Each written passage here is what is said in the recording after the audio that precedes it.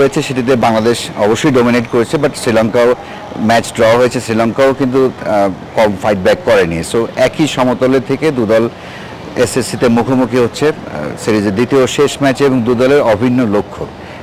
শ্রীলঙ্কার অধিনায়ক এবং বাংলাদেশ দলের কোচ ফিল সিমন্স যেটি বলেছেন যে তারা জয়ের জন্য যাবেন, তবে আগে হলো 5 দিনের খেলা, পূর্বাভাস করা কঠিন।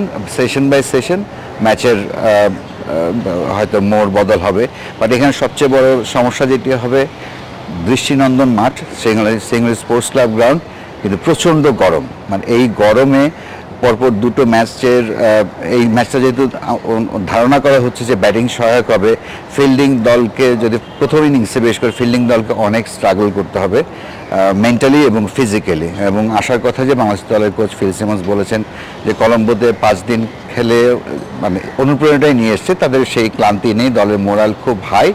তবে এই মাঠে বাংলাদেশের জন্য ভালো মন্দ দুটো দিকই আছে।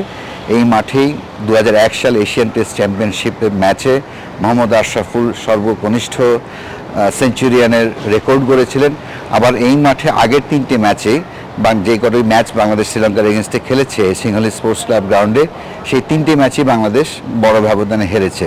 তবে সময় বদলেছে এবং গলফ টেস্টে বাংলাদেশ যেভাবে ডমিনেট করেছে তাতে নতুন আশার আলো আমরা দেখতেই পারি। সবাইকে ধন্যবাদ এবং চোখ রাখুন আগামীকাল এই সিংহলী স্পোর্টস ক্লাব গ্রাউন্ডে শুরু হতে যাওয়া বাংলাদেশ ও শ্রীলঙ্কার মধ্যকার সিরিজের দ্বিতীয় এবং শেষ টেস্টে। ধন্যবাদ।